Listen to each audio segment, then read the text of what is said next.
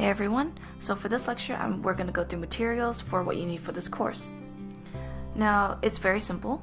You have your computer, drawing tablet, and Photoshop. It's mostly digital. This course is going to be, you're going to see me using Photoshop every time. You're going to see me, you're not really going to see me doing any traditional here, mainly because it is very fast and it is, a lot easier to go with the commands and everything and the shortcuts. So yes, you need a computer, Mac or Windows, whichever is preferable. You can even use an iPad. You can use a drawing tablet, and that could be either for Wacom, or you guys can try to find a used tablet anywhere on Amazon and just try to find it for cheap.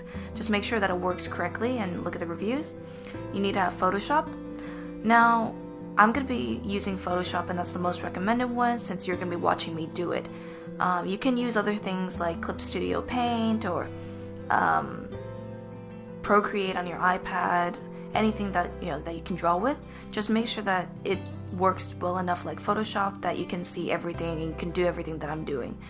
So anyways, let's go on. So as I told you before, there's not really going to be any traditional, as you're going to see me do everything digital, but you technically can use it. It's just not recommended. So paper and pencil.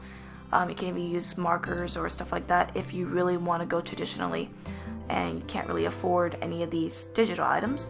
But I mean, most of you guys would probably have a computer and a working tablet anyways if you really want, if you guys, since we're living the information age. But anyways, so the reason why paper and pencil is not recommended is because it's very slow.